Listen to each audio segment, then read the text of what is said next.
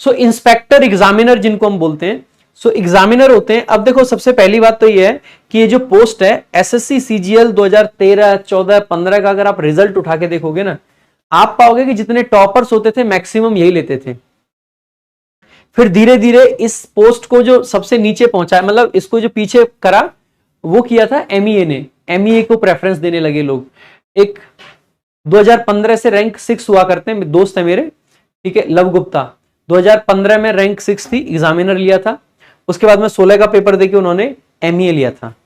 तो ये पोस्ट काफी फेमस रही है और बहुत सारे लोग इसको मतलब ऑप्ट करते थे एग्जामिनर की पोस्ट को, तो अच्छी पोस्ट है।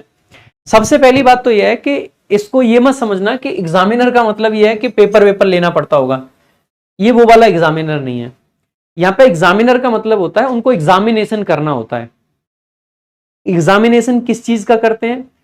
जब जो इंपोर्ट एक्सपोर्ट होता है ना सामान, जो बंदरगाह आपके होते हैं, बंदरगाह पे जो सामान आता जाता है उस सामान को एग्जामिन करते हैं, उस सामान को, उस सारी चीज को एग्जामिन करने का इनका काम होता है। सो बेसिकली ये एग्जामिनेशन करते हैं, इसीलिए इनको एग्जामिनर बोला जाता है।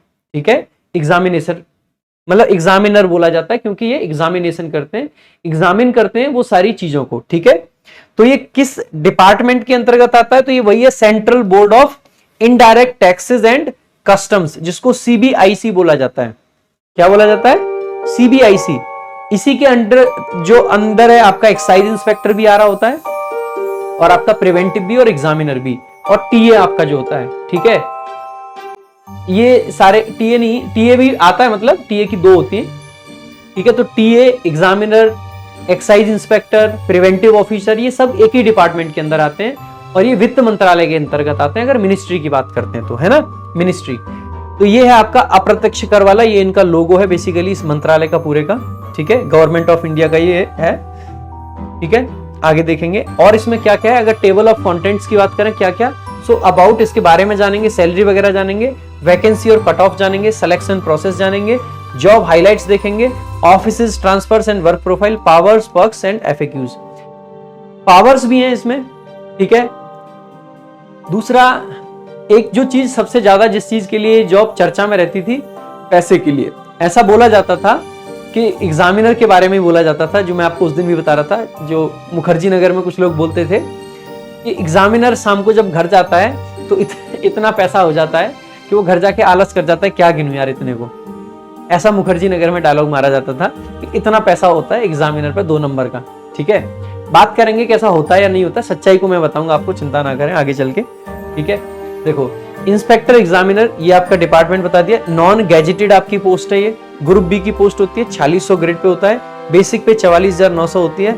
ग्रॉस सैलरी अगर बात करें तो बेसिक पे हो गया, डीए हो गया, एचआरए हो गया, ट्रांसपोर्ट अलाउंस हो गया और कुछ छोटे मोटे अलाउंस अदर मिला के स्टार्टिंग की ग्रॉस सैलरी आपकी 85,000 मिलती है। इसमें से एनपीएस कट जाता है। एनपीएस है न्यू पेंशन स्कीम। आपकी सैलरी का एक फिक्स हिस्सा हर महीने आपका कटता है और जितना आपकी सैलरी से कटता है उतना ही हिस्सा भारत सरकार अपनी तरफ से डालती है। तो दोनों को मिला के आपका एनपीएस में इकट्ठा होता जाता है, आपका पैसा बनते जाता है। तो एनपीएस वही होता है। ठीक है, नेशनल पेंशन स्कीम या न्यू पेंशन स्कीम करके इसको बोल देते हैं। ठीक है, अगर हम आगे देखें पोस्टिंग इसकी कहां कहां मिलती है, तो ये इंपॉर्टेंट है जानना। इसकी पोस्टिंग ऑल ओवर इंडिया नहीं है। इसकी पोस्टिंग या तो Mumbai customs, Chennai customs, Kolkata customs, Goa customs, ये 4 मेजर हैं। इसके अलावा विशाखापत्तनम और तिरुवनंतपुरम, इनमें ही आपकी पोस्टिंग मिलती है। इसके अलावा इसकी और कहीं पोस्टिंग नहीं मिलती है। ठीक है, तिरुवनंतपुरम यानी कि जो कोचिन का पोर्ट है आपका, वहां पे सिर्फ और सिर्फ पोर्ट पे यानी कि बंदरगाह पे इसकी पोस्टिंग मिलती है। बाकी आपकी नॉर्मल फील्ड एरिया में नहीं, मतलब उसमें नहीं मिल रही होती है, जो आपके मैदानी क्षेत्र है ना भारत का, उसमें नहीं मिलती है। 24 की वैकेंसीज अभी क्लियर नहीं है क्योंकि बहुत ज्यादा वैकेंसीज आती नहीं है। 2022 में काफी आ गई थी, 400 थी, 23 में 85 थी, 23 में कट ऑफ 318 थी और 22 में कट ऑफ जो थी वो 325 थी। ठीक है, उतना बहुत ज्यादा क्रेज अभी इसका नहीं रहा है, पहले ज्यादा क्रेज हुआ करता था। आजकल इससे ज्यादा क्रेज तो पीओ यानी प्रिवेंटिव ऑफिसर का है। ठीक है, क्योंकि पीओ के पास में वर्दी होती है, इनके पास में वर्दी नहीं होती है, यूनिफॉर्म नहीं होती है इनके पास में।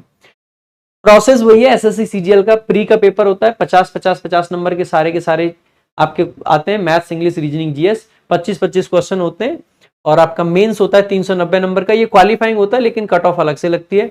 390 नंबर का मेंस होता है जिसमें 135 की अकेली इंग्लिश है, 90 मैथ्स, 90 रीजनिंग। तो इंग्लिश की वैल्यू भाई बार बार समझें, सुने उसको। कंप्यूटर भी होता है आपका, टाइपिंग टेस्ट होता है, 28 की स्पीड चाहिए होती है और कंपलसरी टेस्ट है। तो सीजीएल की प्रोसेस मैंने बाकी भी कई सारी वीडियोस में बता रखी है, तो आज इसको ज्यादा डिटेल में नहीं डिस्कस करूंगा।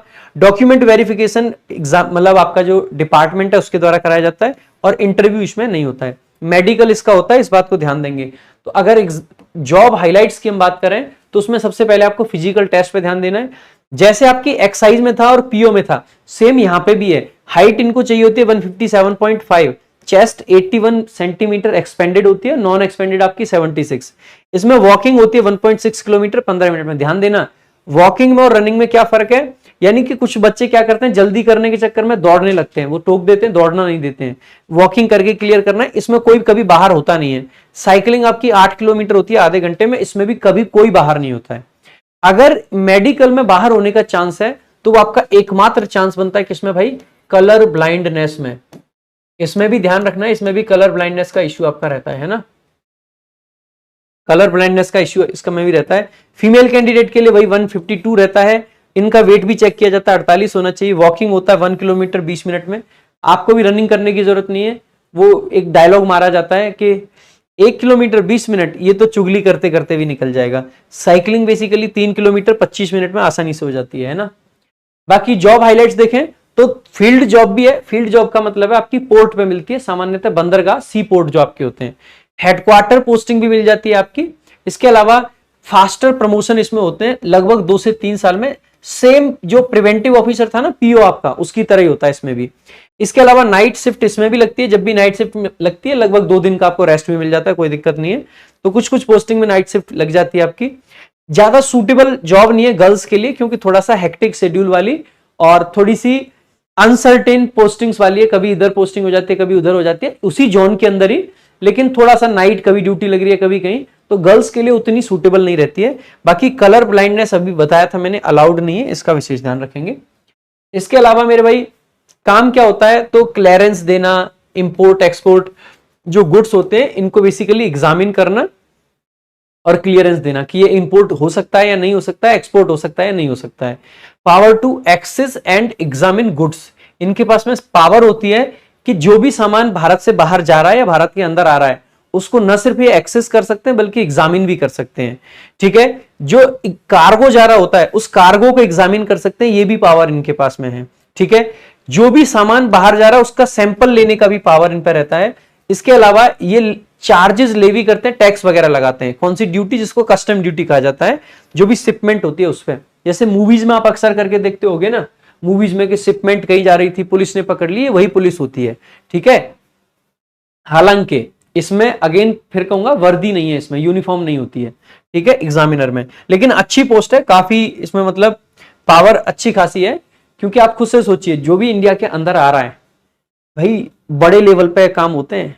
ठीक है, क्या आ रहा है क्या नहीं, बड़े बड़े इक्विपमेंट आ रहे होते हैं, बड़ी बड़ी चीजें आती हैं। जरूरी नहीं है इलीगल आइटम्स ही आए, ऐसा नहीं है कि कुछ देश को उड़ाने का ही सामान आता है, नॉर्मल आइटम्स भी आते हैं और उनको भी लोग टैक्स बचाने के लिए छुपा छुपा के लाते हैं।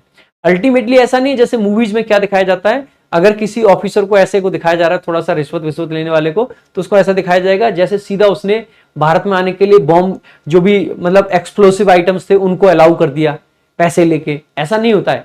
या फिर उसने पैसे लेके लाइक आपका फर्जी पैसा अंदर आने दिया, या फिर ड्रग्स को अंदर अलाउ कर दिया, वैसा नहीं है। एक्चुअल में जो मेजर आपका रहता है ना, वो सबसे बड़ा जो क्या है वो है टैक्स की चोरी, जो भारत सरकार चाहती है कि रुके, और रुकनी भी चाहिए, क्योंकि अल्टीमेटली जो टैक्स है वो एक कॉमन जनता ही तो दे रही है। तो टैक्स की चोरी को मतलब टैक्स को बचाने के लिए लोग क्या करते हैं, वहां पे सामान कम दिखाते हैं। तो कम दिखाएंगे तो फिर उसको क्या करेंगे, एग्जामिनर जो एग्जामिन करेगा कि कितना सामान है, कितना उस पर टैक्स लगना चाहिए और कितना नहीं लगना चाहिए। तो एक डायरेक्ट डीलिंग हो जाती है। तो ये इंपॉर्टेंट बात है, इसको ध्यान रखना है। पब्लिक से डायरेक्ट डीलिंग हो जाती है, जैसे पीओ में थी सेम ऐसे ही। प्रमोशंस की बात करेंगे तो इंस्पेक्टर एग्जामिनर जो आप रहते हैं लगभग 2 से 3 साल रहते हैं सिर्फ, बहुत तेज प्रमोशन है। उसके बाद में आप अप्रेजर बन जाते हैं। अप्रेजर बन जाते हैं, ये आपकी ग्रुप बी की गैजेटेड पोस्ट होती है। इसके अलावा असिस्टेंट कमिश्नर आप बन जाते हैं। इस पोस्ट पे आपको रहना भाई 10 से 12 साल इस पे रहना पड़ता है। इसके बाद में आप असिस्टेंट कमिश्नर बन जाते हैं। उसके बाद में आप डीसी यानी कि डिप्टी कमिश्नर बन जाते हैं, ज्वाइंट एडिशनल और आपके कमिश्नर। ये इस तरीके से इसकी हायरार्की है। पर्क्स में सेम ही है, लगभग सारे पोस्ट में सेम रहते हैं कि मोबाइल फोन के लिमिटेड बिल मिल जाते हैं, पेट्रोल वगैरह का कुछ पैसा मिल जाता है, मेडिकल की फैसिलिटीज, ट्रांसपोर्ट अलाउंस आपको मिलता है, कंपनसेशन वगैरह, अगर कहीं ऑफिशियल विजिट पे कहीं बाहर जाना पड़े तो वो सब मिल जाता है पैसा। उसके अलावा एलटीसी वगैरह वो सब मिल ही जाता है, वो बहुत सिंपल सिंपल चीजें हैं। इसके अलावा अगर ट्रेनिंग देखें तो वही नासिन में ही होती है, जहां पे एक्साइज की भी होती है, जहां पे प्रिवेंटिव ऑफिसर की भी होती है, सबकी नासिन में ही होती है। ठीक है, 14 वीक की इनकी ट्रेनिंग है और इसमें वेपन ट्रेनिंग नहीं होती है, ये बात ध्यान देंगे। पीओ में वेपन ट्रेनिंग होती है क्योंकि पीओ यूनिफॉर्म की जॉब है, इसमें वेपन ट्रेनिंग नहीं होती क्योंकि एक सिविल वर्दी की जॉब है ये। ठीक है, सिविल की जॉब है। इसके अलावा मेरे भाई ये आपका नासिन इंस्टीट्यूट है, आप ये देख सकते हैं। ठीक है, national academy of custom excise and narcotics, इसीलिए इसको नासिन पढ़ा जाता है ना। बाकी फ्रीक्वेंटली आस्क्ड कुछ क्वेश्चंस की बात कर लेते हैं, बच्चे क्या क्या पूछते हैं। तो क्या एग्जामिनर को यूनिफॉर्म मिलता है, तो द आंसर इज इसको यूनिफॉर्म नहीं मिलता है भाई। ठीक है, कोई यूनिफॉर्म नहीं है। ट्रांसफर होता है या नहीं, तो नॉन ट्रांसफरेबल पोस्ट है। इवन स्पाउस के बेस पे भी आप ट्रांसफर नहीं ले सकते, क्योंकि 6 ही तो जोन है, आप ट्रांसफर लोगे कहां। आप ये दिखाओ कि मेरी पत्नी तो दिल्ली में है, तो सरकार ये कहेगी कि पत्नी को दिल्ली में ही छोड़ दो, तो वो सब नहीं, स्पाउस के बेसिस पे भी ट्रांसफर नहीं मिलता है, ध्यान देंगे। हालांकि जब प्रमोशन हो जाता है और आप आईआरएस बन जाते हैं, तो आपका आईआरएस क्योंकि आप बन चुके हो तो आपको किसी भी कैडर में भेजा जा सकता है, इसीलिए वहां पर आपका ट्रांसफर हो सकता है। ठीक है,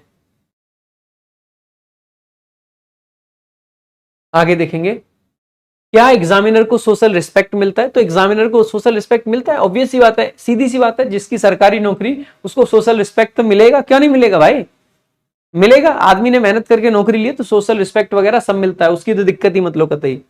क्या एग्जामिनर को करप्शन करने का मौका मिलता है, कुछ बच्चे सीधे यही पूछ लेते हैं कि क्या एग्जामिनर को करप्शन करने का मौका मिलता है। तो मेरा जवाब सिंपल है कि सरकार बहुत सख्त है, इस सब में मत पड़ना भाई। आजकल अगर एग्जामिनर, जैसे मैं कह रहा था ना कि 2013, 14, 15 में बहुत मतलब बहुत ज्यादा डिमांड में रहता था ये, लेकिन फिर आती है मोदी सरकार और अचानक से इस जॉब की जो प्रोफाइल है वो नीचे गिर जाती है। कारण आप जानते हैं, सरकार बहुत सख्त है। मोदी जी ने कह दिया है, ना खाने दूंगा न खाऊंगा। मोदी जी क्या कहते हैं, ना खाने दूंगा न खाऊंगा। मोदी जी दरअसल चैन की रोटी की बात कर रहे हैं, अरे करप्शन की बात कर रहे हैं, चैन की रोटी थोड़ी ना, चैन की रोटी तो खा ही रहे हैं। ठीक है, तो मोदी जी ये कहते हैं ना खाने दूंगा न खाऊंगा। तो इसीलिए ध्यान रखना है, इस जॉब को आप ये समझ के मत ले लेना कि बहुत पैसा है, बहुत पैसा है, बहुत पैसा है। आजकल लोग कम इसीलिए ले रहे हैं क्योंकि अल्टीमेटली सरकार बहुत सख्त है भाई। फंस भी जाते हैं लोग, बहुत बुरी बुरी तरीके से भी फंस जाते हैं। तो अल्टीमेटली नौकरी बहुत जरूरी है।